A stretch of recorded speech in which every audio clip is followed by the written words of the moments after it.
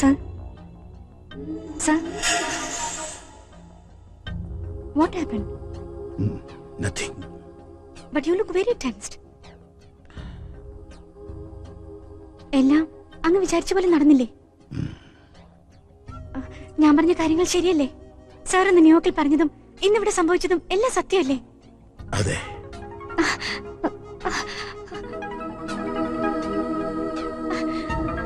അപ്പൊ ഇത് നീ ഉദ്ദേശിച്ച ആളല്ല.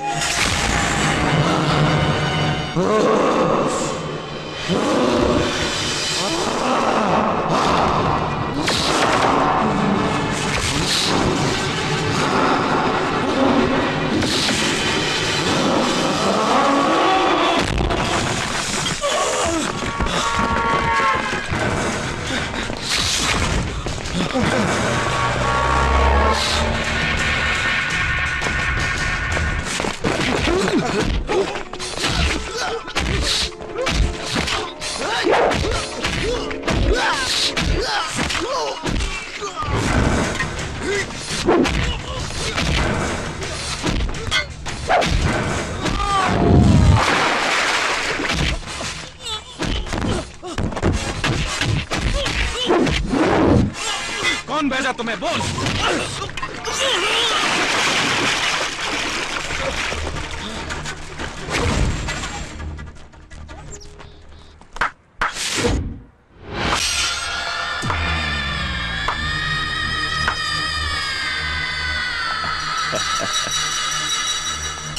हैरानी से क्यों देख रहे हो? I am Prafull Kumar, mayor of Bombay. Mayor സാബ് ആപ്പ് ഇധർ? ഇത് ഞങ്ങളുടെ സ്ഥലമല്ലേ? ഇവിടെ വന്നൊരാൾ ഷൈൻ ചെയ്തപ്പോ അഭിനന്ദിക്കാതിരിക്കാൻ പറ്റുമോ? അതും ഒരു മലയാളി. तुम बॉम्बे में काई भी शाइन कर सकते हो. പക്ഷേ മഡ് ഐലൻഡിലെ ഈ കോളനി എന്റെ മാത്രം സാമ്രാജ്യ. ഇവിടെ ഒരാൾ വന്നിട്ട് അല്ലെങ്കിൽ അതൊക്കെ നമുക്ക് പിന്നീട് സംസാരിക്കാം. തൽക്കാലം ആ സൂട്ട് കേസിങ് തന്നേര്. ഈ പെട്ടിയും നിങ്ങളുമായിട്ടുള്ള ബന്ധം? എന്റെ ബ്രദറിന്റെ വീട്ടിൽ നിന്നല്ലേ നീ ഇത് എടുത്തോണ്ട് വന്നത്? ഞാൻ പ്രകാശ്, എന്റെ വീട്ടിൽ നിന്ന് നീ ഇതിൽ പെട്ടിയെടുത്തു. ഇദ്ദേഹം ഞങ്ങളുടെ നാഷണൽ പാർട്ടിയുടെ മഹാരാഷ്ട്ര സ്റ്റേറ്റ് സെക്രട്ടറിയാണ്. അറിയില്ലേ? യെസ്.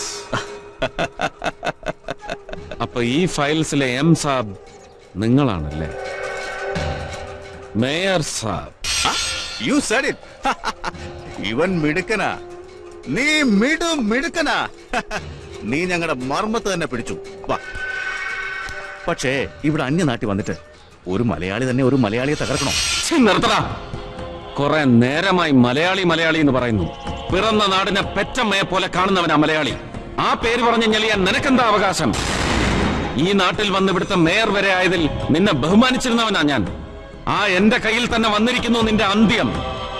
ബോംബെയുടെ നഗരപിതാവ് ISIയുടെ കയ്യിൽ നിന്ന് കോടിക്കണക്കിന് രൂപ വാങ്ങിക്കൊണ്ട് പാകിസ്ഥാന് വേണ്ടി ഇന്ത്യയിൽ വർഗീയ കലാപം ആസൂത്രണം ചെയ്യുന്ന സ്വന്തം നാടിന്റെ ആരാചാരാ നീ. You are not just a criminal, bloody traitor. Yes. Yes. അതിന്റെ തെളിവാ നിനക്ക് കിട്ടിയത്.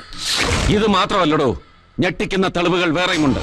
അതുകൊണ്ട് തന്നെയാ പറഞ്ഞത്, ആ തെളിവടങ്ങുന്ന ഈ പെട്ടി തരാതെ നീ ഇവിടുന്ന് ജീവനോടെ പോകില്ല. പെട്ടി തന്നാൽ പോവല്ലോ അല്ലേ? ബഹുമാന്യ മേയർ, എനിക്ക് കിട്ടിയ തെളിവുകൾ അനുസരിച്ച് എം സാബ് എന്ന് പറയുന്ന താനാണ് ഇന്ത്യയെ ഞെട്ടിച്ച ബോംബെ സ്ഫോടനം പാകിസ്ഥാന് വേണ്ടി നടപ്പിലാക്കിയത്. ബാന്ദ്രയിലെ പാവപ്പെട്ട മുസ്ലിങ്ങളുടെ സിരകളിൽ വർഗീയ വിഷം കുത്തിവെച്ച് നൂറുകണക്കിന് ഹിന്ദുക്കളെ കൊന്നൊടുക്കിച്ചതിന്റെ സൂത്രധാരൻ താനാണ്. ഓ മൈ ഗോഡ്, എന്താ രമേശ് നീ പറയുന്നത്? ഞാനും നീയൊക്കെ ഹിന്ദു അല്ലേ? We are Hindu brothers. നമുക്കതിന് കഴിയൂ? നിന്നെ ഒന്നും മനുഷ്യനെന്ന് വിളിക്കാൻ പറ്റില്ല, പിന്നല്ലേ ഹിന്ദു. ഒരു മതേതര രാഷ്ട്രമായ ഇന്ത്യയിൽ മുസ്ലിം തീവ്രവാദികളെന്ന ഭീകരജീവികളെ പോറ്റി വളർത്തിയത് നിന്നെ പോലത്തെ പണക്കൊതിയന്മാരാ.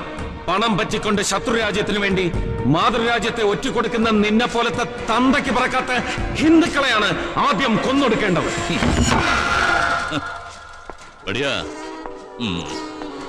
Wonderful speech. Agarwal sahab, Don't waste the time, Ramesh. Give him the briefcase. Uske badle mein, what do you want? Sahab, Give it, Ramesh. Give it to me. Thank U.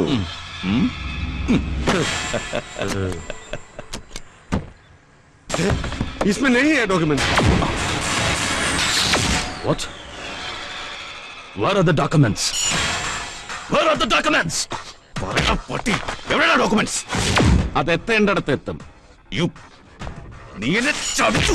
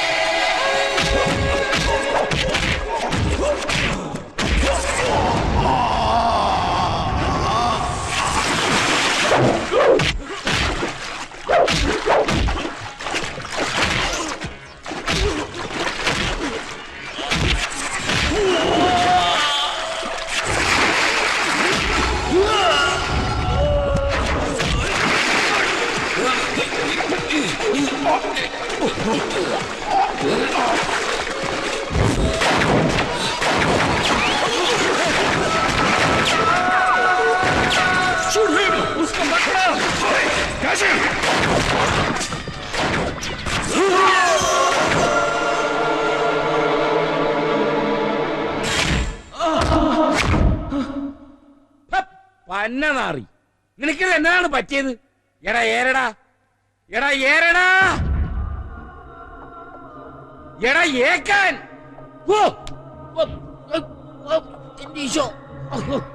എടാ മകനെ, നിനക്കെന്താണ് മുണ്ടാട്ടം മുട്ടിപ്പോയ?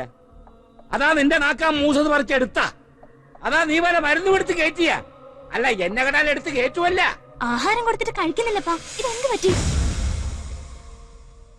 ഇനി കാട്ടിൽ പോയപ്പോ വല്ല പ്രേതം പറ്റാ കൂടിയതാണ്. എടാ വെക്ക, നീ ആ കുരിശെടുത്തോണ്ടൊന്ന് മുത്തിച്ച് നോക്കിക്കേ. വലിയ കുരിശാണ്. ആ, ഒന്ന് വെക്കം കൊണ്ടുപോവാ. അതെടുക്കാൻ പറ്റിക്കല്ലേ കേട്ടാ? അതെന്താണ്? അതിന് കർത്താവ് കിടക്കുക. ഓ എന്റെ ട്രീസേ, കുരിശെടുക്കാൻ നീ അല്ലാണ്ട് ഈ കുരിശനെ പറഞ്ഞു വിടുമാ? നോട്ടം കണ്ടാ, നോട്ടം കണ്ടാ. ഞാൻ മീനാക്ഷി കൊച്ചോട് ചോദിച്ചിട്ട് വരും, ഇവരെന്നാ പറ്റിയെന്ന് അറിയണമല്ല. ട്രീസേ, വേഗം വന്ന്. എടാ മരക്കഴുതേ, നീ എന്താടാ ഒന്നും മിണ്ടാത്തെ? നിനക്ക് വിശക്കുന്നില്ലേ? ദേ നോക്കി, നീ മിണ്ടാതിരുന്ന ഒരു രസമില്ല കേട്ടോ. എന്തെങ്കിലും ഒന്ന് പറ ബ്ലാക്കേ. നീ ഇവിടെ ഇല്ലാതിരുന്നപ്പോഴാ എനിക്കൊരു കാര്യം മനസ്സിലായത്. എന്താന്ന് ചോദിക്കേ, അല്ലെങ്കിൽ വേണ്ട, പിന്നെ പറയൂ. അയ്യോ, ഇവനെ ഒന്ന് മിണ്ടിക്കാൻ ഞാൻ എന്താ കർത്താവേ ചെയ്യണ്ടേ?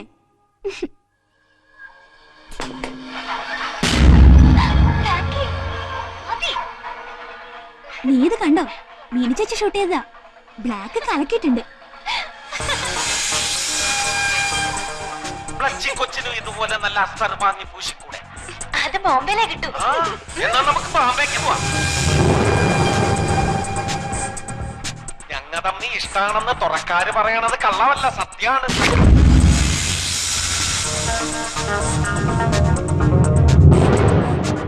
അപ്പനെന്നാ എന്നോട് എന്തോരം സ്നേഹമുണ്ട്. ഈ കടലോളം പോരാ, എന്നാ ഈ ഭൂമിയോളം അതും പോരാ. പിന്നെന്തോരം വേണം? നമ്മുടെ ചെമ്പരത്തിന്റെ ഷാപ്പിലെ പുട്ടുപോലത്തെ കപ്പയില്ലേ, അത്രയും വേണം.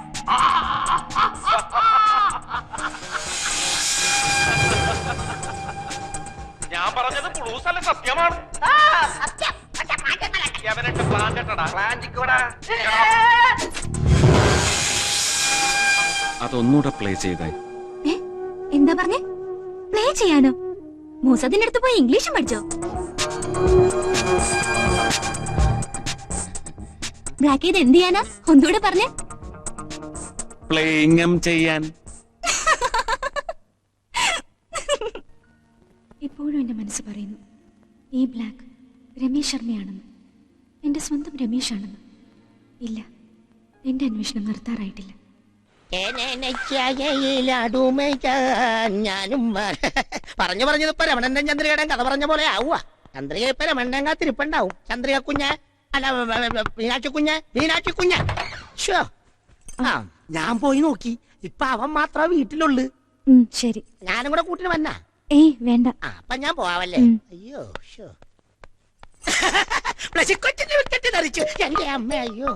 താനിപ്പോ മേലെ ചെന്ന് എന്താ പറഞ്ഞേ? അല്ല, ആ കാര്യം ഇങ്ങോട്ട് വന്ന് പറയാനായിട്ട് വന്നപ്പോൾ മോൾ അങ്ങോട്ട് വന്നു. ഇപ്പൊ ഞാൻ അങ്ങോട്ട് പോകും. സീസറും മീഡിയം, അല്ല സീസറും രണ്ടും പറഞ്ഞത് കള്ളവല്ലെന്ന് ഇപ്പൊ ബോധ്യമായി കേട്ടാ. എന്തോന്ന്? ബ്ലാക്ക് തനിച്ചിരിക്കുന്ന സമയത്ത് കാണാൻ പോകാനിരിക്കുകയാണ് മീനാക്ഷി കുഞ്ഞ്. ആ മന്ദബുദ്ധിയുടെ ഒരു സമയനേ.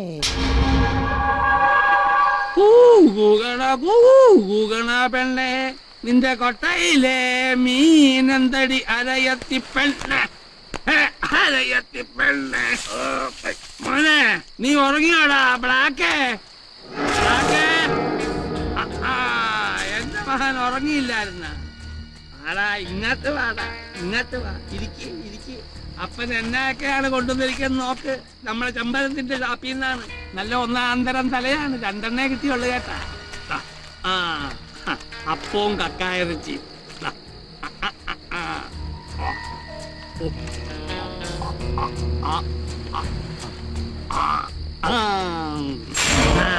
ഇത് കപ്പയാണ്, ഇടിയൻ കപ്പ. ഇക്കിളി വീണ അപ്പൊ വെള്ളം എടുത്തിട്ട് വരാം കേട്ടാ.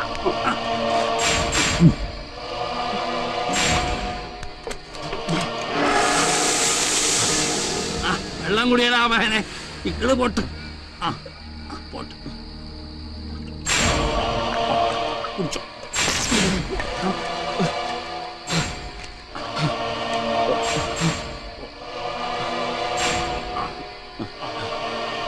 വേണ്ട. നീ എന്നാടാ മകനെ ഇങ്ങനെ അപ്പനോട് പിണക്കമാണ്? ഞാൻ പറഞ്ഞിട്ടല്ലല്ലോ നീ മീനാക്ഷി കൊച്ചിന്റെ കൂടെ കാട്ടിൽ മരുന്ന് പറിക്കാൻ പോയത്. മകൻ ഇഷ്ടമായിട്ടല്ലേ? എന്നെങ്കിലും ഒന്ന് പറയടാ. അപ്പനോട് മുമ്പുണ്ടായിരുന്ന ഇഷ്ടം ഇപ്പൊ ഇല്ല കേട്ടാ. മണമുള്ള പെണ്ണിനെ കണ്ടപ്പോ നാറ്റമുള്ള അപ്പനെ വെറുത്താടാ. 10 വർഷത്തിന് മുമ്പ് മംഗലാപുരത്തുനിന്ന് മകനെയും കൊണ്ട് ഇങ്ങാട്ട് വന്ന് എന്തിനാണെന്നറിയാവാ? അറിയാവാ? എന്നാ ഞാൻ പറയാ, ഇങ്ങോട്ട് നോക്ക്. എന്റെ മകന്റെ സന്തോഷത്തിന് വേണ്ടിയായിരുന്നു.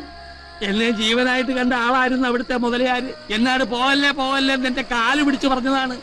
എന്നിട്ട് ഞാൻ കേട്ടാ ഇല്ല എന്നതാണ് കാര്യം.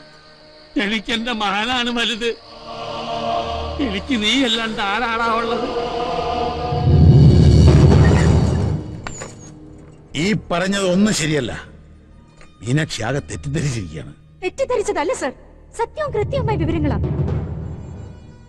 FRCS MD ഉള്ള ഒരു ഡോക്ടർക്ക് അംനീഷ്യ എത്ര ശതമാനം വരെ സുഖപ്പെടുത്താനാകുമെന്ന് അറിയാമല്ലോ. ഏറിയാൽ 65%. പക്ഷെ ആയുർവേദത്തിന്റെ അനന്ത സാധ്യതകൾ ഉപയോഗിച്ച് ഞാൻ നടത്തിയ ഈ ചികിത്സയെ പറ്റി എന്റെ വാക്കുകളല്ലേ മീനാക്ഷി വിശ്വസിക്കേണ്ടത്. ചികിത്സയെ പറ്റി അല്ല സർ ഞാൻ പറഞ്ഞത്. ഞാൻ നടത്തിയ ചില ഇൻവെസ്റ്റിഗേഷൻസിനെ പറ്റിയാ. അപ്പോഴാ അങ്ങനോട് കള്ളം പറഞ്ഞെന്ന് എനിക്ക് മനസ്സിലായി.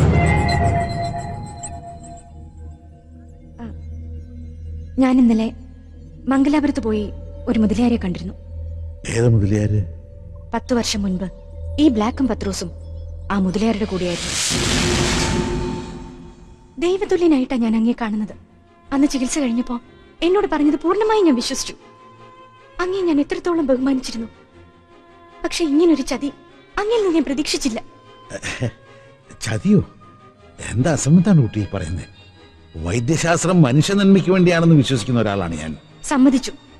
ഞാൻ ഒന്നുകൂടി ചോദിച്ചോട്ടെ, ദൈവം നാഥനായ വൈദ്യശാസ്ത്രമാണ് ആയുർവേദമെന്ന് എന്നെ പഠിപ്പിച്ചത് സാറാണ്. ആ വൈദ്യശാസ്ത്രത്തെയും പഠിച്ച ഗ്രന്ഥങ്ങളെയും ഗുരുക്കന്മാരെയും സാക്ഷി നിർത്തി സാറിന് പറയാമോ ഈ സത്യം അങ്ങേക്ക് അറിയാൻ പാടില്ലായിരുന്നു എന്ന്?